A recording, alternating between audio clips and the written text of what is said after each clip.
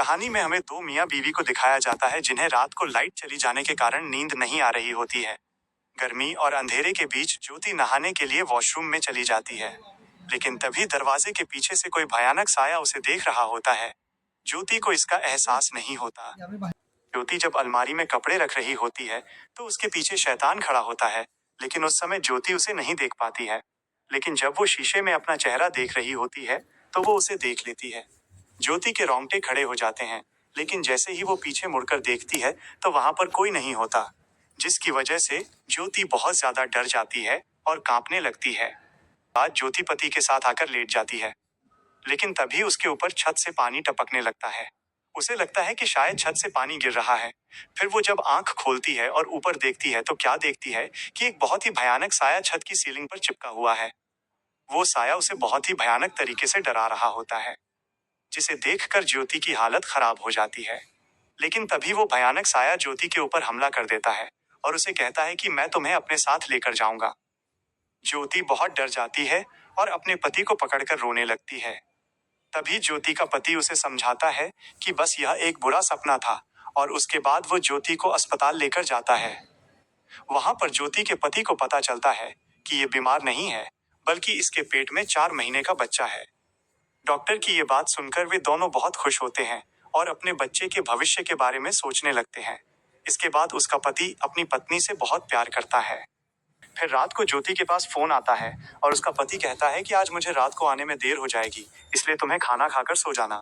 पति की बात सुनकर ज्योति थोड़ा दुखी होती है, लेकिन उसके बाद वो खाना नहीं खाती और काम वाली बाई से टेबल पर से खाना हटवा देती है। लेकिन तभी वो देखती है कि फर्श पर बहुत ही गंदे पैरों के निशान बने हुए हैं। तो वो काम वाली बाई से पूछती है कि क्या तुम में से किसी का पैर गंदा है क्या? जिस पर वो काम वाली बाई कहती है कि शायद कोई जानवर पैरों में मिट्टी लगाकर आ गया होगा। मगर अब ज्योति कहती है कि ये कोई जानवर के निशान नहीं है, ये एक इंसान के निशान लगते हैं। फिर इससे ज्यादा बहस न करते हुए ज्योति कामवाली से साफ करने को बोलकर सोने के लिए अपने रूम में चली जाती है।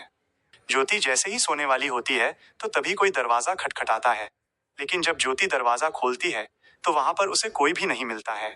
वो अब बहुत डर जाती है और फिर से दरवाजा बंद करके अंदर आ जाती है, लेकिन तभी कोई चीज से दरवाजे पर तेज तेज ठोकने लगता है। अब गुस्से में जैसे ही ज्योति दरवाजा खोलने के लिए जा रही होती है कि तभी कमरे में लाइट चली जाती है। उसके बाद उसके पीछे एक भयानक साया खड़ा हुआ नजर आता है, लेकिन जैसे ही ज्योति उसे देखती है तो वो राक्षस ज्योति के ऊपर बहुत ही बुरी तरीके से हमला कर देता है और अपने बड़े बड़े नाखूनों से वो ज्योति के पेट को फाड़ देता है। ज्योति किसी तरह से उससे छूटती है और भागने लगती है, लेकिन तभी अचानक से पता चलता है कि उसका बच्चा समय से पहले ही खराब हो गया है। उसके बाद वो भयानक राक्षस वहां पर आता है और उसके खराब बच्चे को उठाकर खा जाता है। जब ज्योति की आंख खुलती है तो वो अपने पति को जगाती है।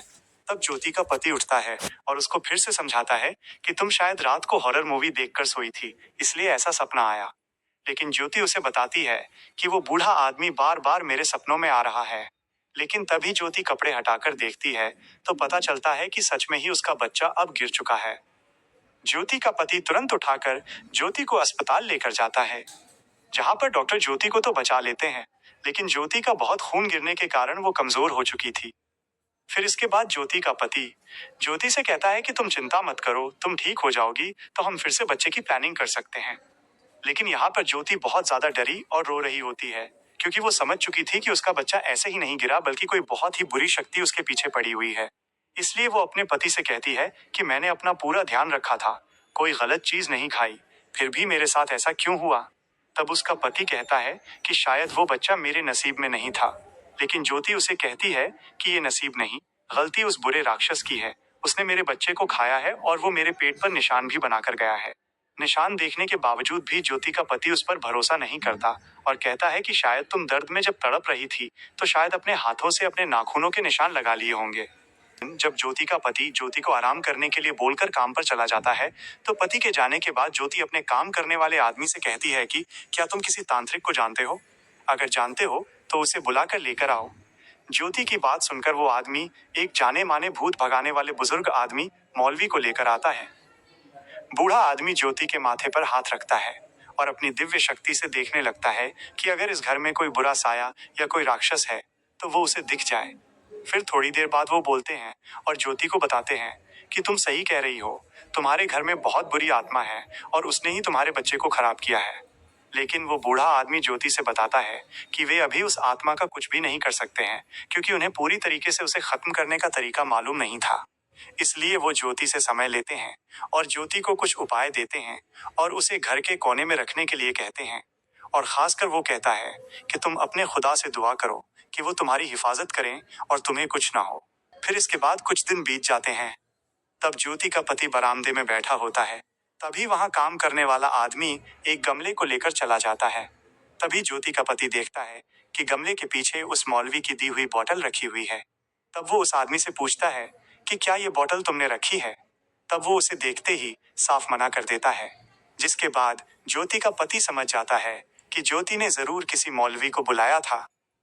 तब ज्योति उसे बताती है कि वो बहुत डर चुकी थी, इसलिए उसने ऐसा किया और तब से वो बुरा सपना भी नहीं देखी। लेकिन ज्योति का पति भूत प्रेत और बुरी ताकतों पर विश्वास नहीं करता था, इसलिए वो गुस्से में आकर मौलवी की दी गई जादुई बोतलों को फेंक देता है।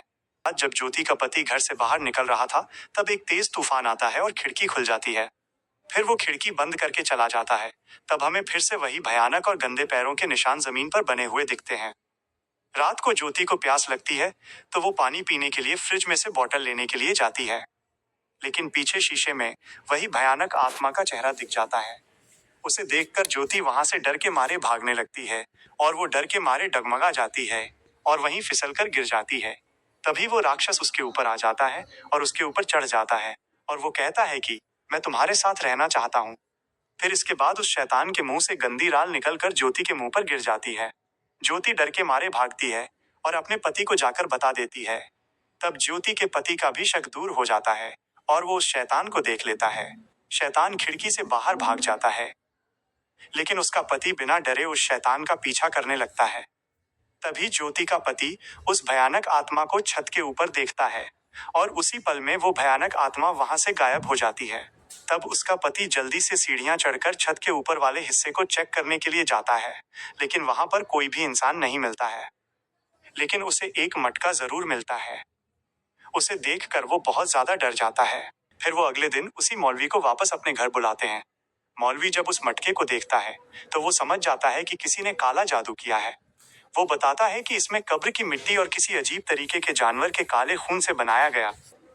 ये एक बहुत ही खतरनाक काला जादू है जो पूरे घर को तबाह करके रख देगा। और ये भी बताता है कि तुम्हारी पत्नी जितनी बार भी प्रेग्नेंट होगी, उसका बच्चा खराब हो जाएगा और शायद तुम लोग जीवन में कभी माँ बाप न बन पाओ। तब ज्योति का पति उस मौलवी से पूछता है कि आखिर ये इतनी गिरी हुई हरकत कौन कर सकता है। तब मौलवी उन्हें बताता है कि वो तुम्हारे आसपास ही रहने वाला कोई इंसान है जो शायद तुम्हारा दुश्मन हो सकता है और वो तुमसे बदला लेना चाहता है। तब ज्योति का पति उससे कहता है कि क्या इस काली शक्ति को हम खत्म कर सकते हैं। तब मौलवी उन्हें बताता है कि तोड़ तो सकते हैं, लेकिन ये काम बहुत ही ज्यादा खतरनाक हो सकता है। मौलवी उन्हें बताता है कि इस जादू को तोड़ने वाले यंत्र को शायद उसने अपने घर के आसपास ही मिट्टी में दबाकर रखा होगा।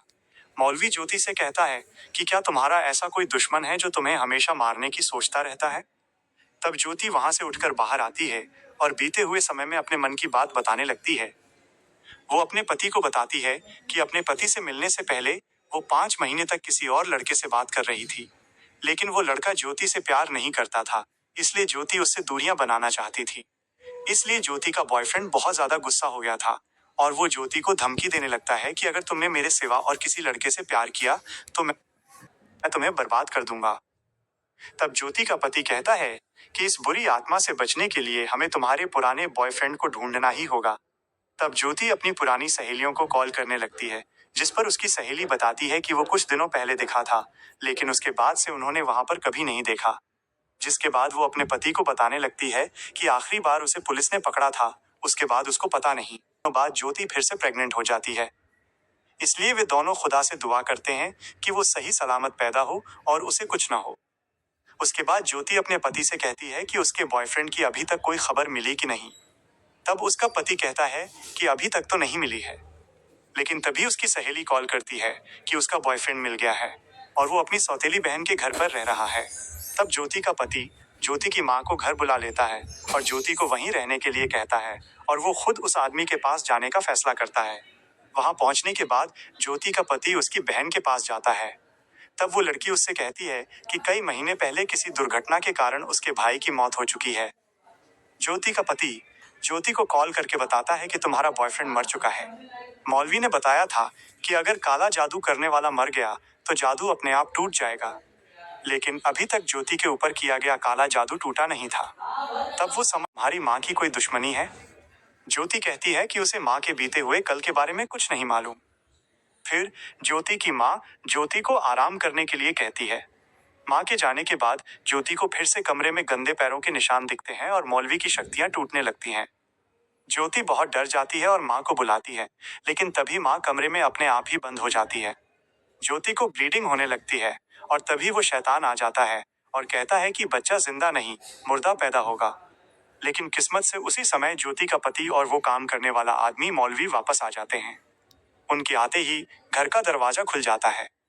वह आदमी उस भयानक आत्मा को घर से बाहर निकलने का आदेश देता है। वह शैतान ज्योति को छोड़ देता है। ज्योति को फिर से ब्लीडिंग होती है।